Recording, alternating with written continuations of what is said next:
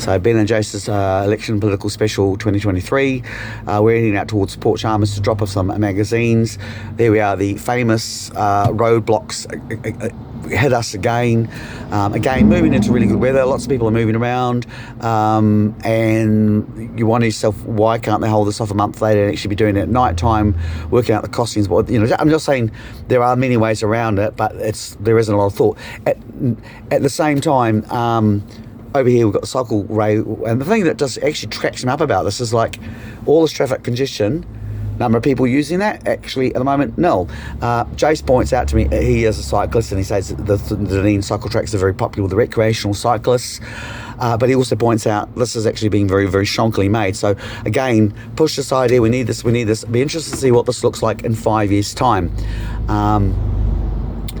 Other thing about this point is that this is the main road out to Port Chalmers, which is obviously, bringing freight in and out. It just seems crazy that, this is for years. This is the best that we've got.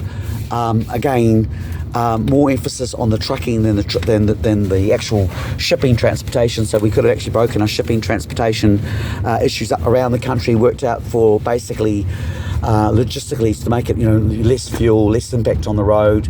That's another one of the repeated tender fuckeries that we actually have. Jace, do you want to say something? Yeah, if you don't mind, Ben, just a little stop and examine the cycle situation, which is quite a big deal with the new tourism model here in Dunedin.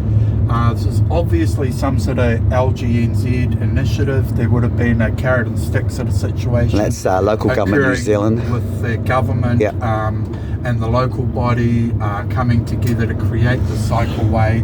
A lot of locals arguing about it. Now the opposite side of the harbour, done and dusted pretty quick and straightforward. People have been using it for some time now. Meanwhile on this side, every step of the way, huge cost blowouts. Millions turned into tens of millions pretty quickly. And just to point out, that's Portobello over there, which is the residential area. It's not the part that actually services the port, the busy bit. So they did the busy bit last and badly. Does that basically summarise it? Yeah, that's it. Yeah, that's it. That's basically all I needed to say. Yes. All right. So, like you've actually noticed on all these orange cones that we've come across, one person working, absolutely nothing actually happening at all. That's like these got a lot of traffic trains. So you got one person and then more roadworks over there, and there's and more guys. So have you actually seen anybody? Oh look, there's a guy holding a spade. Quick. Something happening down there. Oh look, and there's something happening down there. But overall, as traffic plans go, and the amount of resources, and you could sort of understand you have times of the day where you've got to wait for things to actually happen. But why is it that this is the same picture we get every single roadworks we go through? It's not just like one place there's one person working, and then we go to the next one and there's like 18 people working because you just arrived at the wrong time. I got a theory. Oh, there we are. Look, there's 2 people working. I got a theory on this. Yeah.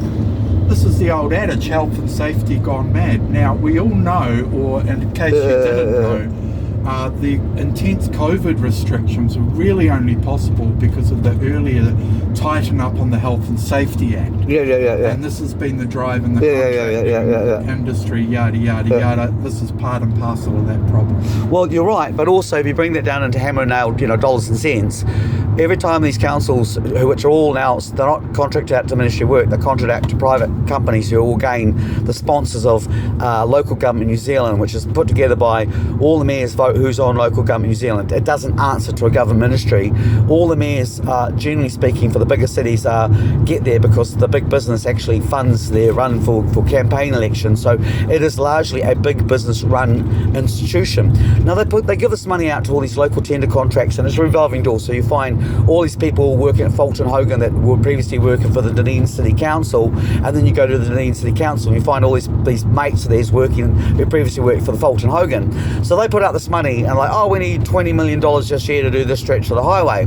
Now, if they turn around and spend only $10 million, because that's all they actually needed, next year they'll only be allocated $10 million.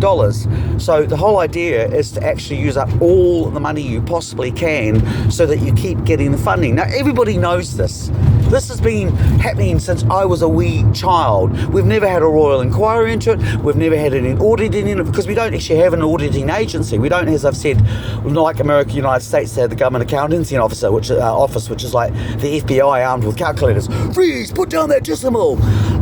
We need that, but we don't have any of this internal. Instead, we have local government New Zealand, an organisation not run by government, run by private bodies who are largely diverting that funding, our ratepayers' funding, into actually their own back pocket.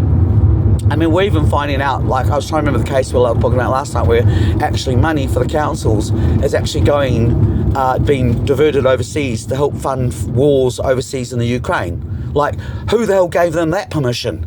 Anyway, we'll love you and leave you on that. This is the Ben&JAH-SUN's election special 2023. Again, all these lovely logging trucks holding up all. This is the main reason why we're actually holding it up, is because actually that's primarily what's smashing up the roads and holding the traffic up, is that logging truck right there, which, of course, we actually had less logging companies, and this is the other thing, right over there is a railway line which is hardly ever used, but you could be transporting that on a railway line and actually not having traffic congestion, not smashing up your roads, shifting kilojoules of freight much more efficiently with a less carbon footprint. So this is another example of this gross hypocrisy. Oh, we've got to save climate change, but we're going to do absolutely nothing practical.